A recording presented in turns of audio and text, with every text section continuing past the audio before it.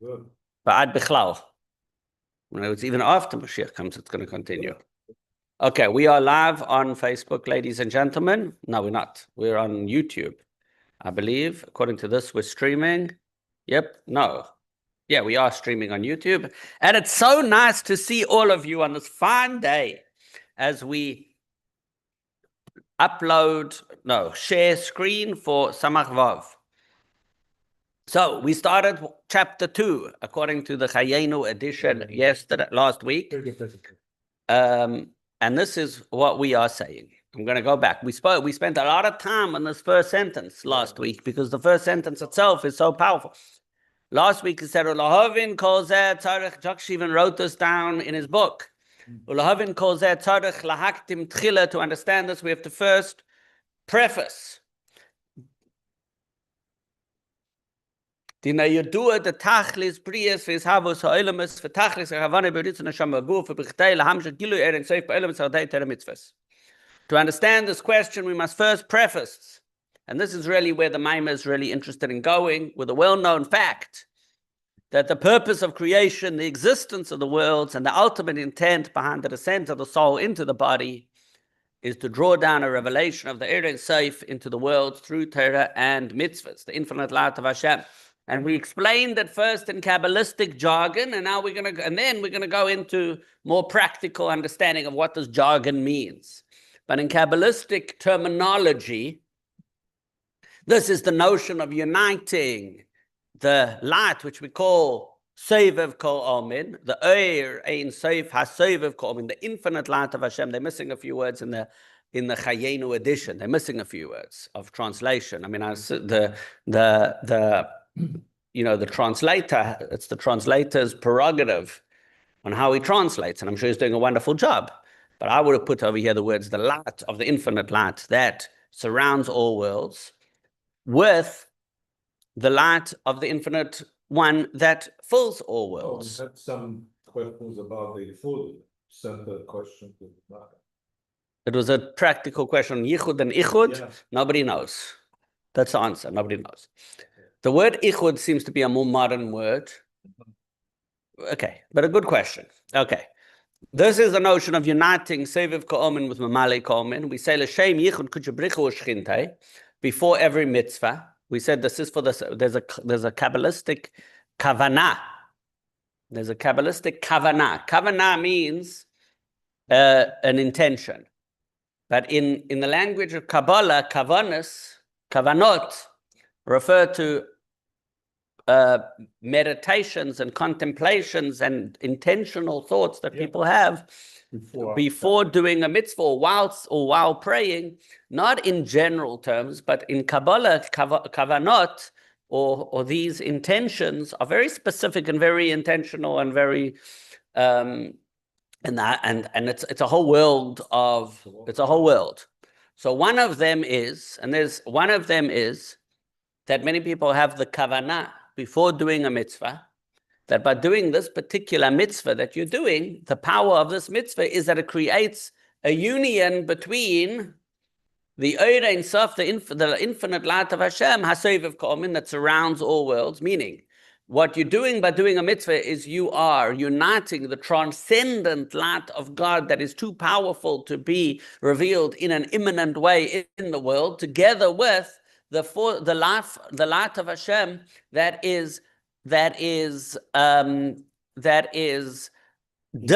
to the point that it can enter the world and give just enough light to the world that each thing in the world needs.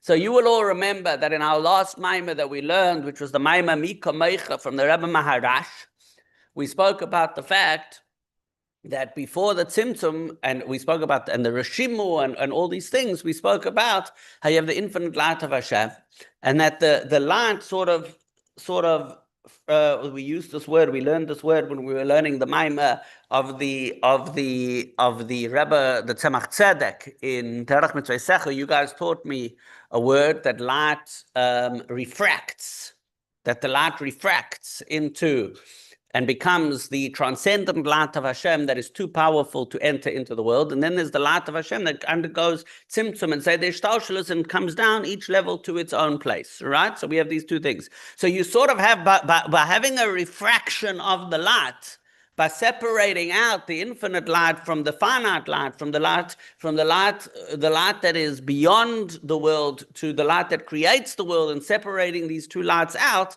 you have disunion in the world. You have disharmony in the cosmos. So the problem with the world right now, the biggest problem in the world right now, is there is disharmony in the cosmos. Do you understand? That's the source of all tzaras. All problems come from the fact that there is disunity in the light of Hashem. That's how Hashem. But it's the problem. The source of all problems is you wake up in the morning. Chas v'sholem, a person has a bad day. They stub their toe. Nobody should ever, chas v'sholem, God forbid, have to undergo such hardships like stubbing their toe, right? You should never have anything. That should be the worst thing. Or chas v'sholem, a paper cut. No one should ever have anything worse than a paper cut in their life, right? And so and they go, Eina, and they're upset, and it's a pain in the neck, or a pain in their finger, and that's a terrible thing. And and they don't know why is it a tzaras? Because they don't realize that really this is part of the Ein Sof, and Hashem wants this, and it's all for the good, and it's all interconnected, and there's no tzaras, and there's no, because they don't realize, right? Because there's disharmony in the universe. So the problem is the disharmony in the universe. And by the way, when there's disharmony in the universe, there's all kinds of tzaras, and people do, and people make bad choices. And when people make bad choices, sometimes terrible things happen. V'chulu v'chulu. So the biggest problem is the source. What's the root? The source of all the tzaras, all the problems, all the everything. What's the root cause of all the problems? Disharmony between the light of Hashem, that is the infinite light, and the finite light. But Hashem did it. I understand Hashem did it. So why did Hashem do it is the question. So why did God do this? So the answer is ultimately we are going to restore the harmony. And that in order to create Hashem, in order to create this world, that's really what the Maimon wants to know. Why did he do it? So the answer is he did it so that it could be reunited. And when it's reunited, the two lights come, in other words, can the light be, we know that the light is all one before it refracts and fragments. We are going to show how the light remains one and is reunited after the fragmentation. So the analogy is he gave us free will. No. Yeah, because You don't have free will. You keep thinking you have free will. You haven't made it. I'm joking. I love you, Jerry. Okay. You're right, my wife makes so much exactly. The root. So that's what we're exploring. So in Kabbalah, why did Hashem do it? Why did Hashem create the world? What was the question? The question was, we must first preface with a well-known fact that the purpose of creation, the existence of the worlds, and the ultimate intent behind the descent of the soul into the body is to draw down a revelation of Or Ein Sof into the worlds. In other words, he made a world. Why did he make a world? To bring the light into the world. And how do you do it? How do you bring the light into the world? Through Torah and mitzvahs. In other words, through Torah and mitzvahs, you fulfill the purpose of the world. In other words, what's the drama? What's the story of the world? The story of the world is you have the light before the tzimtzum. We separate it out. We create a reunion between the light and show that it's really all one. That's the story. How do you show that it's all one? How do you do it? Through learning Torah and doing mitzvahs. We also know that the light from above comes down through the Tiferet and Yesod into the mouth. So is this a parallel? So the light, the way it comes down through the spheres, through, say, the Hishtalshelis, is the Or HaMamalei Ka'omin. That's the light that fills the world. And it goes through the process through the Sphirot, and each level is its own level, and each thing is this. The light that is Sovev Ka'omin transcends the whole system. It can't come into it. If it would come into the world, it would break the system. We are supposed to do it. So what we're gonna, so what ultimately we're gonna do is the light. So we've all said, right? You have the power station. The power station creates a energy that's too strong for the world. So it gets filtered down, and then each thing gets the through a transformers and whatever, to each thing gets things. But and that's the way the system works. But now you don't have the power of the power station. So what we're going to do is we're going to plug the whole thing back into the power station with the full surge of the power station in the device, and it's not going to blow it up through the power of Torah and mitzvahs. So it's a parallel path. It's two paths. We're going to unite them both, and it's not going to destroy the system, and it's going to work. That's a big chiddush. I'm glad you came. Thank you for coming, Mr. Klugman. We're going to unite them both, and it's not going to destroy the system. And it doesn't make sense. This is Mashiach. Oh, this is? Okay. This is what Mashiach really is. And we're going to discover that's what Mashiach all is. That's what it means that Mashiach comes. You'll know when Mashiach comes when we've done that. That's Mashiach. And how do we? But the truth is we do it every day. Yes. But we don't do it, but we do it in a way that it's happening, but we're not able to fully experience it because we haven't done it fully yet. Yes. We're working in the laboratory. We're doing a little bit of it in the laboratory every day. Every time we learn Torah and we do mitzvahs, because mitzvahs we know are the will of Hashem. And will transcends the whole system. Ratzon is the more rooted it is in Torah and mitzvahs, the more it's happening, but not in a full way. We're creating this reality with every mitzvahs. And therefore, what are we doing? We're being, in Kabbalistic language, we are being meyached, the Yud Hey with the Vav Hey. We're creating a union with the Lat, which we call Yud Hey, the first two letters of the name of Hashem, Yud Kei Vav Kei, with the last two letters, the Vav and the Hey. We're bringing the Yud and the Hey back together with the Vav and the Hey. And therefore, some people say, good question, and therefore some people say, so we're going to have to look, we're going to have to be ma'ay, we have to look a little deeper. Some people say, before they're doing every mitzvah, for the sake of the union of the Yud, Hey, and the Vav, Hey, I'm going to go now and light the Shabbos candles, whatever mitzvah they're going to do. In Chabad, our custom is that we don't do it before every mitzvah.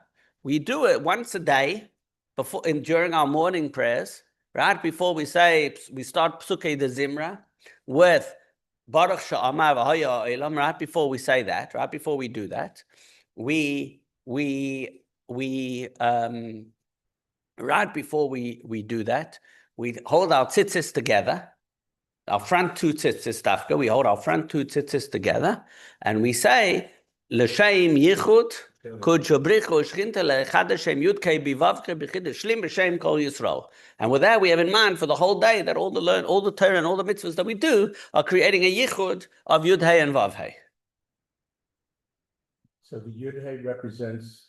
Which is kud shabrichu in the Shechina.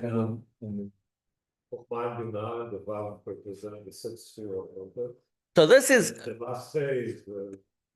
So this is the notion of uniting Sovev Kol Omin with Mamale Kol Omin, with the meaning the light that surrounds all the worlds with the light that fills the worlds.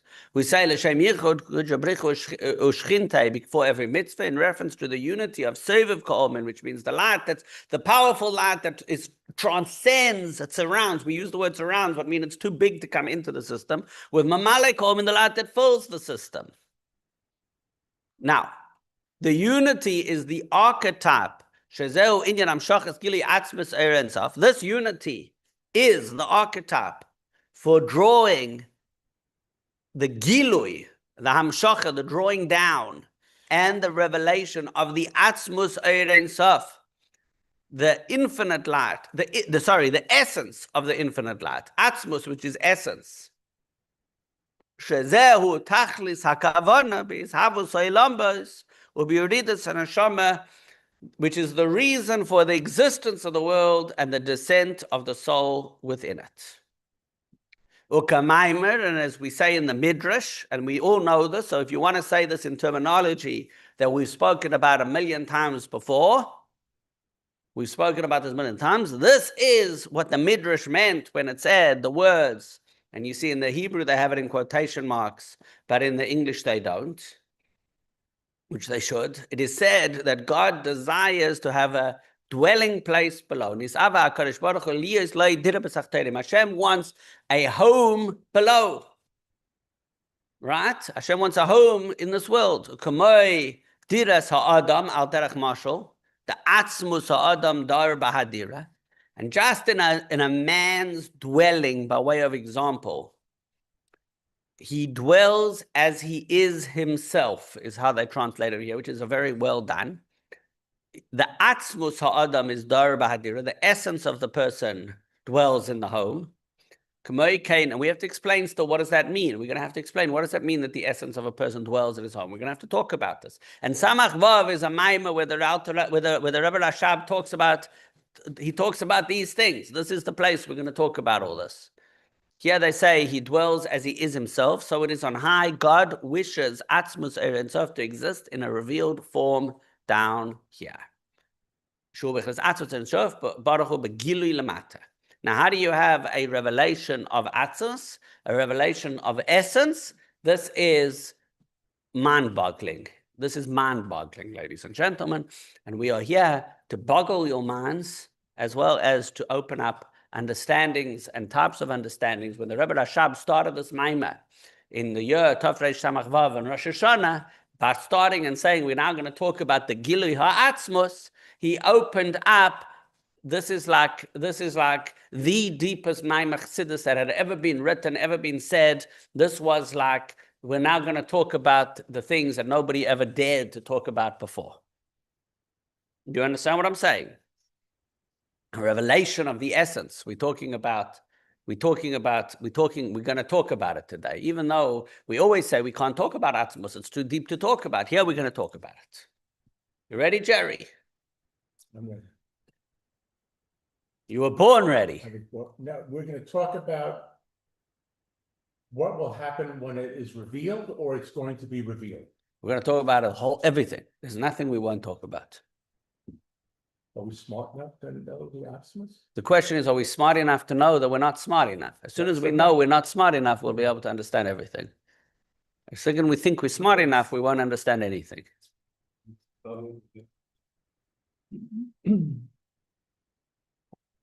Okay. So now for this, we have to go back. Okay, so now we're going to quote from a sefer called Emek HaMelech. Now that is a very, very good question. So Emek HaMelech, no, really it is. Emek HaMelech. This is a very important Kabbalah book, okay? So Emek HaMelech was a controversial work. Naftali Hertz Bacharach. Naftali Hertz Ben Yaakov Elchanan Bacharach was a German rabbi born in Frankfurt, author of controversial work Emek HaMelech.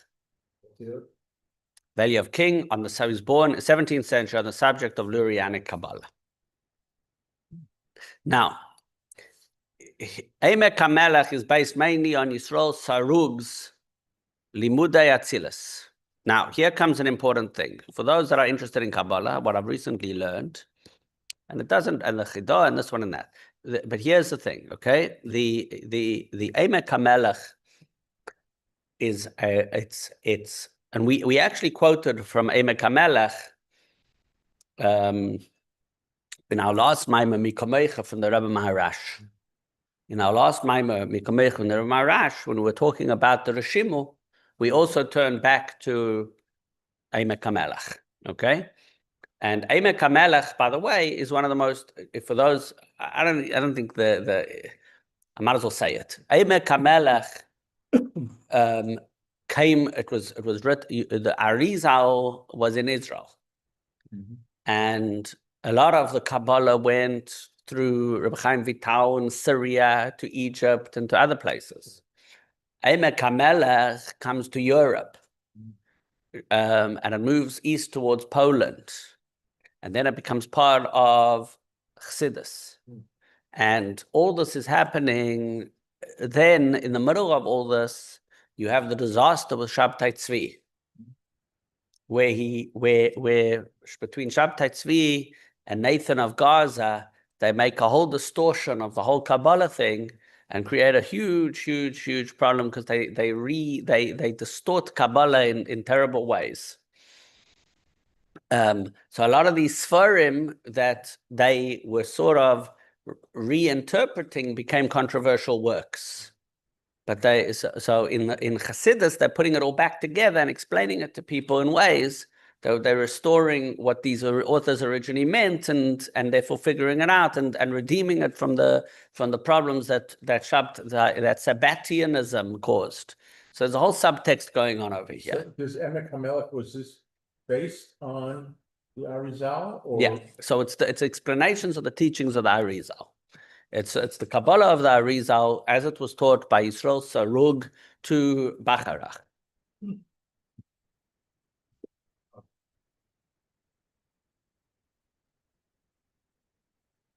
But honestly, none of that matters. So it says in the beginning of the Sefer Emek HaMelech, because it doesn't matter the controversy and the evolution of the books and the texts and which people and the things. It's fun, but it doesn't really matter. What really matters is that Emek HaMelech, he says over there, the Bria Sa'olam es Haya de Atzimtzon Arishon Shehaya Ba'erein Seif. That the creation of the world was through the Tzimtzum Arishon, the first Tzimtzum, which we all know this. We all know this. We've said this many times. There's many Tzimtzumim. There's an infinite amount of Tzimtzumim, because between every level there's a million Tzimtzum. There's an infinite amount of Tzimtzumim. This is the first Tzimtzum. This is the beginning of Tzimtzum. Tzimtzum Arishon. It's Al Yedei Tzimtzum Arishon. So at first there was Tzimtzum Arishon. Okay. It says in the beginning of Emek HaMelech that the creation of the worlds occurred through the effect of the Tzimtzum Harishon on the Eir Ein Sof. And then V'nisha Cholol U'Makom Panui, a void and empty space remained. And from this empty space, a void and empty space remained, and this served as the source of the creation of Kalim and the existence of all the worlds. In other words, is this what came after Atzilus? Or it was long before created Atzilus. Before Atzilus. This is Tzimtzum Arishon. Before Atzilus. So there's two things going on over here. What the model we have is got the Eir Ein Sof. Then you've got the Tzimtzum. We often say Siluk HaEir. The Eir was pulled out. V'nishar Makom Cholo or Makom Ponu. You left with a hollow, empty space. There's a problem. Because God. So the question is exactly a huge problem. So what is this empty space? So we say the empty space is the Sheresh, the source of Kalim. The source of Kalim, the source of vessels. Now, we've spent a lot of time over the past few years explaining that what Kalim are and what light is, and we've learned Mitzvah Semanas Elokus from the Tzemach Tzedek. So this is very, very important, by the way. So we learned Mitzvah Semanas Elokus from the Tzemach Tzedek, and he was talking there about this very Makom Choloi. And he was speaking about the Eir and the Makom Cholu and the way the Makom Cholu gives us the Kalim, and the Kalim are the tools. And this is the source of the Eir HaSeviv and the Eir HaMamale. We spoke about this at great length for a long time, and you all know about this because we learned about it. And then we came to Mikamecha from the Reb Maharash, and we learned about the Reshimu. Do you remember this? We said that inside this Makom Cholu there's a Reshimu. And we said the Reshimu, we said, is the Eir HaGvul. And we quoted from, I forget the name of the second, but we quoted from someone earlier who said, just like Hashem has the power for the infinity, has the power to operate in a finite way as well. And we explained that by taking the Eir Ein Sof, the infinite out, what was left was the power for the finite, which gave us the power of the Kalim. And Kalim is the concept of containers that would hide the light and contain the light and give us tools to be able to operate, that Hashem would have tools to operate in the world. So we said all this, and you all know this, right? Nothing here that's new. And then, now we're going, the Rebbe Rashab, a generation later, the son of the Rebbe Maharash, is going to take us to another level. It's going to take us further. You ready? Strap on your seatbelt, Mr. Fensterstuck. So a void, an empty space remained, And this served as the source of the creation of Kalim and the existence of all the worlds. Now, this is all said by the Emek HaMelech, right? He explains this is what the Arizal said. After the Tzimtzum, we all know that before the Tzimtzum, there's the Eir HaBli Gvul. After the Tzimtzum, after the Makam Chalu, when the Eir is Chayil, when the light comes back, the Kav was revealed. The Kav means the straight line. This is the light as it comes like down below, and it gets filtered and filtered and filtered. Every level it comes down through all the spheres. This was the revelation of a light which shone into the Kalim and the worlds, because it's the light, Ur HaMamale, it's the light that fills the vessels. So you have vessels and light now. So now after the Tzimtzum, now you have light and vessels. Before the Tzimtzum, there's no light and vessels, no vessels. You just have the infinite light. After the Tzimtzum, you have light and vessels, stronger, bigger vessels with more light, and then smaller and smaller and smaller vessels with less and less light. These are not physical things. It's conceptual, absolutely. It's not physical light and it's not physical vessels. It's the revelation of Hashem and the containers for Hashem's revelation. So as you go higher, the light, the power, the revelation of God is bigger. So heaven has bigger vessels than earth. Right? The angels in heaven have more light and bigger vessels. The people on earth have smaller light and smaller vessels. You got some people that have very big light and very big vessels, like Jerry Fensterstock. Sure. Then you got people like me that have small kalim and small light. We can't do a lot of light, can't do a lot of vessels. Big, small vessels, small light. The bigger the vessels, the bigger the light. Coveting. After the Tzimtzum, the Kav was revealed. This was the revelation of a light which shone into the Kalim and the worlds. As is known, the reintroduction of the Kav into the Reshima. Here we bring the word Reshima again.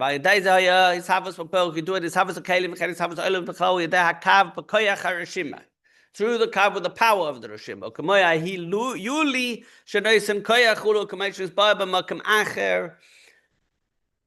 He uses the word Hiyuli over here, which I don't think we did. I think we did use the word Hiyuli in the Tzemach Tzedek.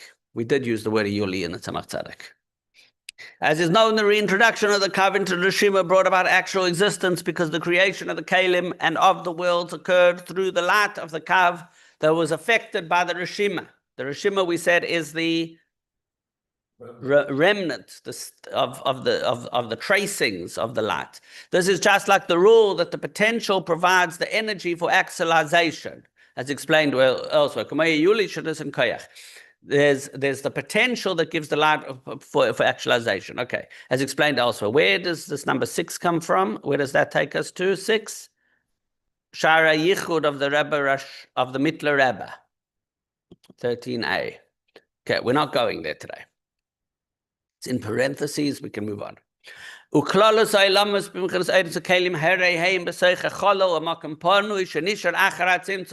a very important statement. The worlds in general and the Oiros and the Kalim were within the void and empty space that remained after the Tzimtzum. So in other words, he's saying something over here in terms of the way we envision this thing. Sometimes we envision the Makam Cholo up there. And then from the Makam Cholo, you get to the Kav, and Atzilus to Bria, and Tzirasiya. It's all happening up there, right? So he's telling us almost spatially, I think he's saying something very powerful, which is that it's around us. We're existing within the Makam Cholo. We're existing within the hollow. You got to think of it this way, not that way. So the Kav, you do think about this way, but really he's saying think about everything this way. Yeah. And then we're at the set. So as you go out, you get more and more revelation until then you realize where all this is happening in a hollow space, and outside of that is the light that surrounds the worlds. Let's read the note here. No, that's not too much. Any questions or comments? Have I lost you? Wow, I'm surprised I haven't. I've lost myself. I haven't lost you. Okay. Yes, Well, I have a question. Yes, Rachel, I love your questions. Please. Yeah, I don't know this one, but no, I'm just a little I kind of wondering about this how the word empty space I mean, are we saying that Hashem actually created something, created a nothingness, or what? Or is it empty of something? You know, but something else is there. I mean, it says the Rishima is there. Was that? Oh, I mean, was there really ever? I'm just curious. Was there really ever actually complete emptiness anywhere? I mean, that's what I'm confused about. The word empty. It's a great, great, great question. I mean, it's kind No, of it's a really, really good question. So I love the question.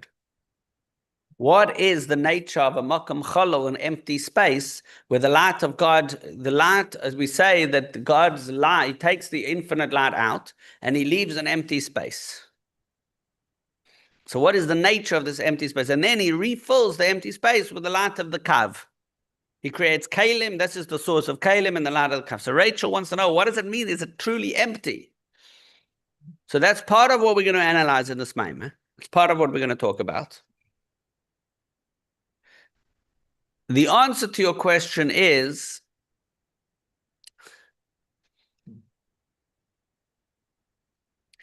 so we say that there's a reshima, there's a remnant of the light, a tracing of the light.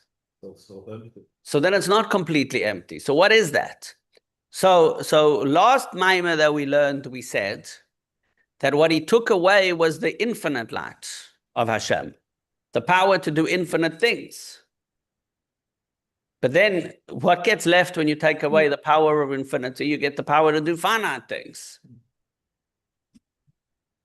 So the koyach hagvul remains. The power to do finite things remains. And by the way, it's not that you understand, it doesn't change God. God is unchanged by this. God is unchanged by this. God never changes. But it changes. He creates almost a space of the finite. A space for the finite. That's what he did. That's what the makam chalal is, a space for the finite. Potential. So then before we say, and this is connected with the idea of potential. That's with the Greek term. Yuli is a Greek term. And it's the potential of, the Rambam uses it in philosophy. And it's the concept of potential. Just the finite is not there yet. There's just the potential for the pen.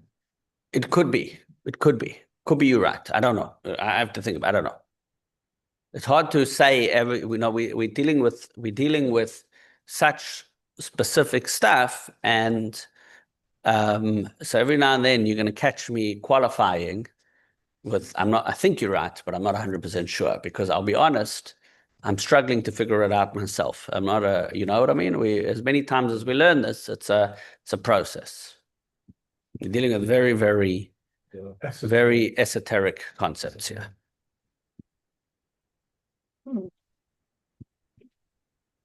Okay, so let's do a little more. Let's try to get to a point where we don't have to do this again next week. Have to do it every week. Huh? Have to do this. No, because it's so we're going to get out of this level of, we're soon going to get out of this. See, this is Kabbalah stuff. This is there's different elements in Chassidus, and this element of the Chassidus is the Kabbalah within Chassidus. And this is why you can go straight. If you want to really learn Kabbalah, you learn this. And learning anything else is a waste of time, because it's like learning Kabbalah without this and without Chabad. It's going back, and it's like thinking you're going to know anything about physics by studying Newton. And not realizing that there's hundreds of years since then where we've gone further and we've clarified and we've explained. So if you're really interested in Kabbalah, the greatest work on Kabbalah, this is, a lot of people don't know this. The most important work on Kabbalah was done by the Rebbes of Chabad.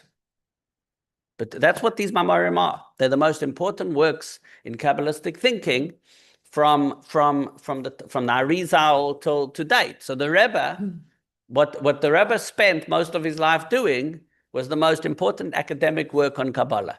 The most important academic of Kabbalah in the 20th century was the Lubavitcher Rebbe. Yeah. And his writings, when you go to the Rebbe, he takes it to a whole nother level. All of this, did this happen on the first day of creation or before the first day of creation, or we don't, I don't- this time didn't exist? Exactly. This is before time even exists. We're saying this before time exists. This is all before time.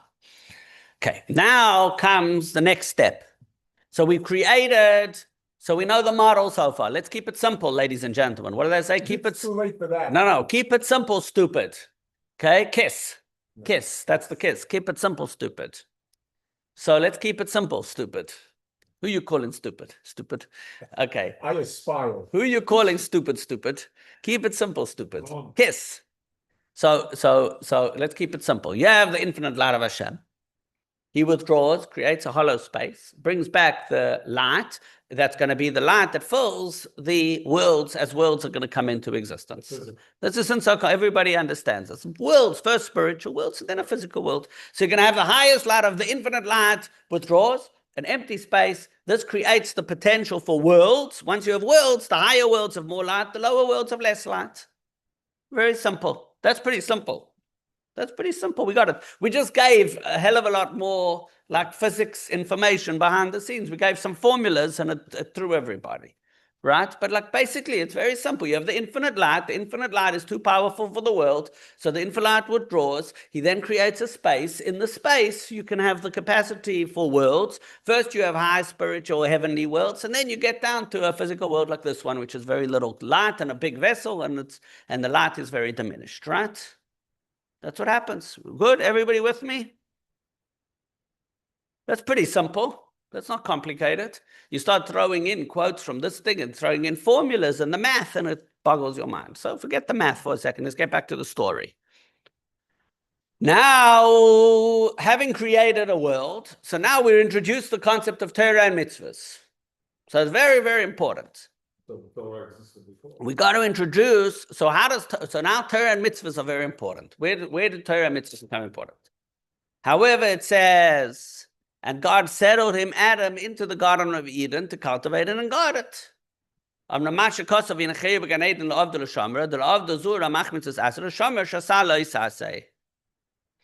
So he creates this place.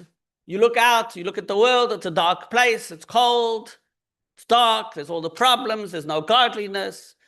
You know, it says in Tanya about this world. In Tanya explains what this world is. He says about this world, it's a Almad the Chakra, it's a world of lies, and wicked people rule. That's what this world is. He created a world of lies where wicked people rule. You're the biggest lie. What's the big lie? The big lie is that it's a physical world and there's no God. That's the big lie. The big lie is if you want to understand the world, you turn on your TV and watch the news, or you go to university and learn physics or history or whatever other thing they tell you that's going to explain the world. None of this really explains the world. You want to know what the world is, you have to learn Torah. That's the truth, right? So, but this is a world that it's a world of confusion and darkness, and people don't know what's really going on. So here we have the truth. The truth is this is a world that's a space created by God. He withdrew in order to create the space. We all got it. That's the part we know. Now, knowing that, now there's another piece to this. He didn't just withdraw and create this fakakta world. How do you say fakakta in English? You don't want to say it. Okay? Same thing, same. He didn't just withdraw and create this world. There's a repair. There's a whole fix. There's an opportunity to fix it. There's tikkun olam. We're going to fix the world. How do you fix it? How do you fix it? However, it is said, and God settled him, Adam, into the Garden of Eden, and Adam was given a job. As soon as it says, and God placed Adam in the garden, it says that Adam was given a job. He was given two things to do in the garden. La'avda, to serve, to cultivate it, to work it. Ulashamra, and to guard it. You see that? To cultivate it, he says, la'avda means to work it. Yeah, he says cultivate it because he's being fancy. Just telling you his job. His job in the garden was la'avda u'lashamra. It says la'avda u'lashamra, to the garden, to work the garden and to guard the garden. That's what the Torah says. I thought it was Don't think so much. to work. Don't think so much.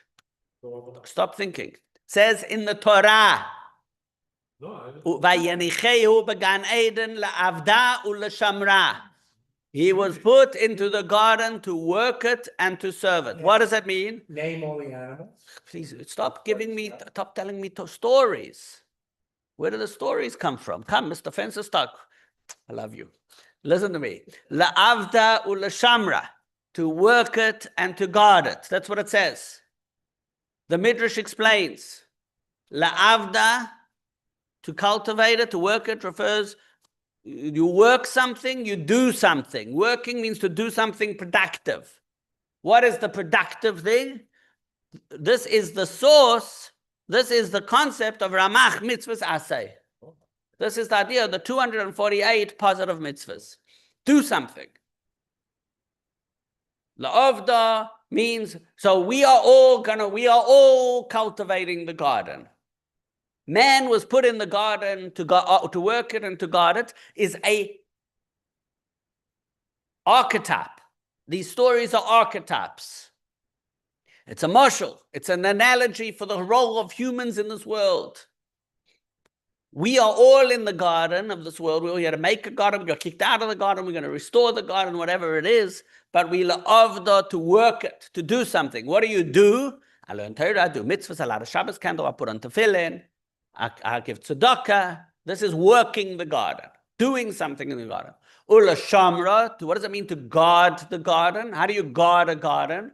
You make sure that wild beasts don't run through it, that the monkeys don't steal your fruit, that the cats don't, that the squirrels don't steal your tomatoes. They have to eat too. The squirrel, you make sure the squirrels, right? You got to guard the garden. What does it mean? It means you make sure there's nothing bad is happening there. There's no sin happening in the garden.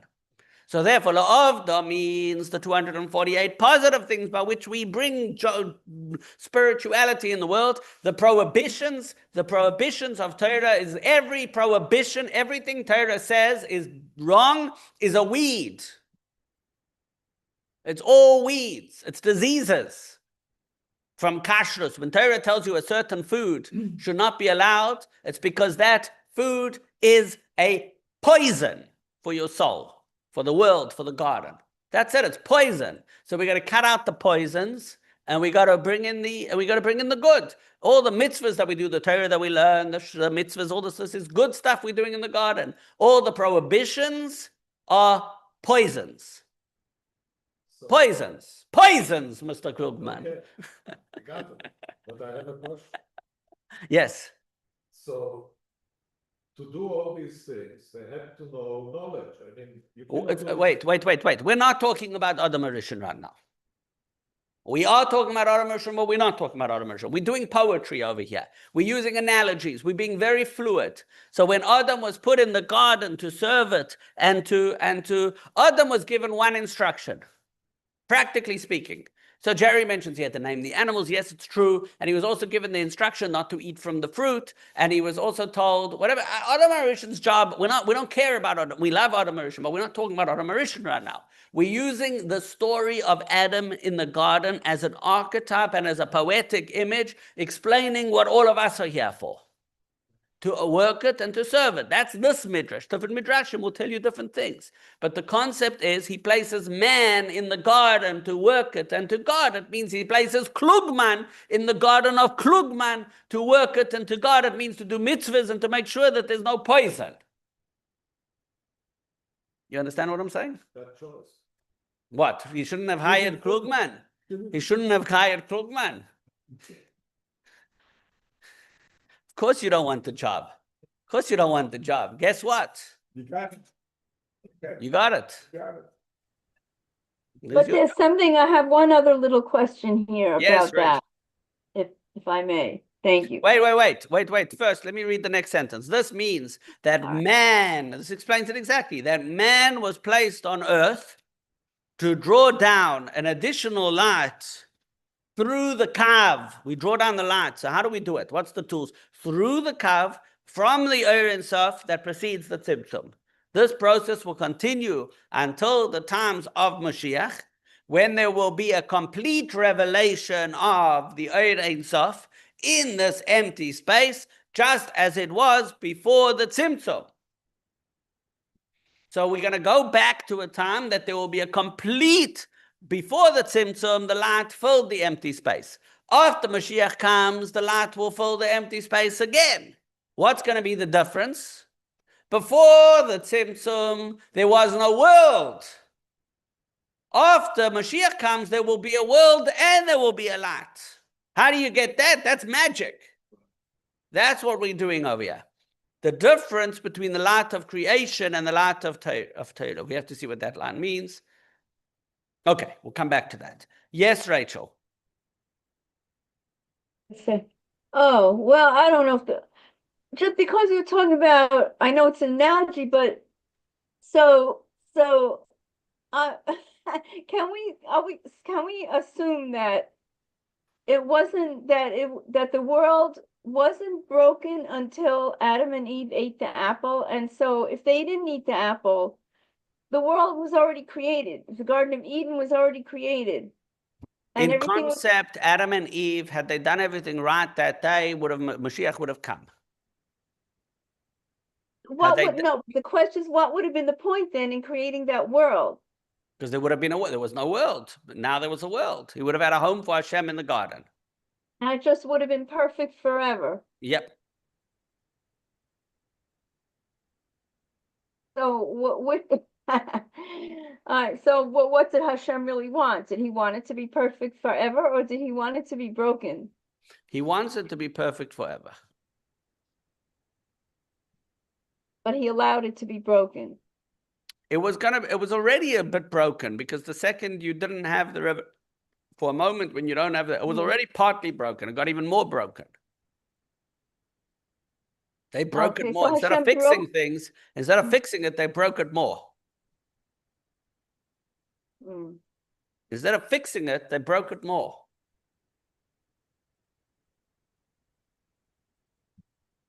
They were put in there to fix it. And instead of fixing it, in other words, to reveal the thing, to do their job and reveal the thing and fulfill the purpose, and Mashiach would have come. But instead of fixing it, they ate from the fruit and broke it even more. Now that Hashem wanted to get broken even more, he told them not to do it, but he probably knew it was going to happen. But that's another discussion for another day. I'll give you another example. Sometimes people sin. When we sin, we break it more. Does Hashem want us to break it more? He doesn't. But after we break it more, we're going to bring out something even higher. Sure. Tshuva is more powerful than sin.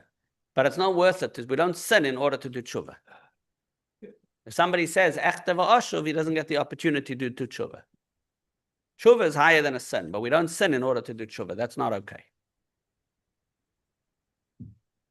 But the interesting thing to me is that Hashem created a broken world to begin with, in other words. He created a world that was already broken just by the virtue of being created. Yes. And wanted us to fix it. And Adam and Eve had the opportunity, but they messed it up and made it even worse. And our job is to finally fix that and bring Mashiach. And we're very close. We're very, very, very close. And the proof that we're very close.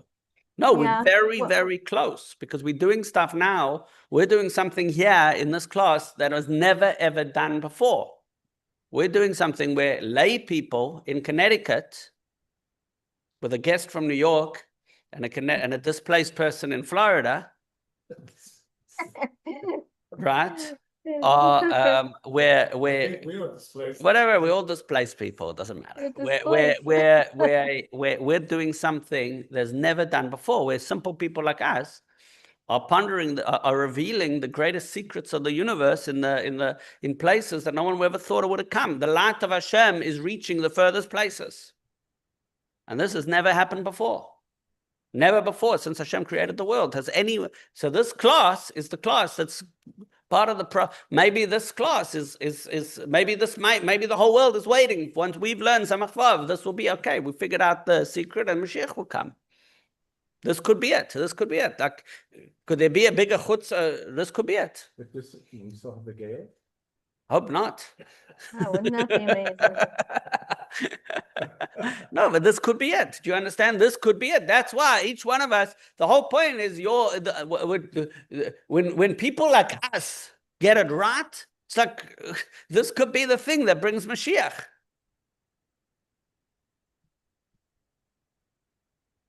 So now we bloody well better get it right. We're all depending upon you, Rachel. Yes. Goodness. So me, they can't depend. Mr. Fensterstock, the whole world is waiting for you.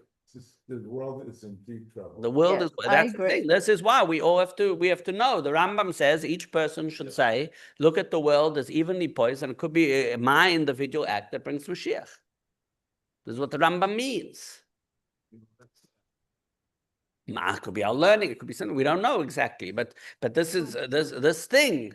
The next time we step up to the plate and we do that thing, that could be the one final thing. But collectively, we're doing it. We're all doing it. We're revealing the light of the infinite Ein Sof Baruch Hu. I can tell you one thing: the Eir Ein Sof is more revealed now in our homes, in our lives, than we're doing pretty well, but we got to do more. And it's through Torah, it's learning about it, but it's also the mitzvahs that we do, the doing it. It's not, we're doing theory here, but the practice of it is so important. This is why the practice of mitzvahs is so important. This is why lighting a Shabbos candle this evening before Shabbos is so important. Right? Putting on tefillin, giving a bit of tzedakah, books in our homes, the mitzvahs that the Rebbe said, making sure every door has a mezuzah, everything we do is so important because this could be the final act that brings Mashiach. It's not only the theory of it. It's not enough to sit here and talk about, we have to do it. So whatever more, each one of us has to do another mitzvah. There's urgency. When you realize this, the urgency of doing mitzvahs becomes even more urgent. Sure. So we've got to do more mitzvahs. It's not enough to learn more Torah. We have to do more mitzvahs. You hear that?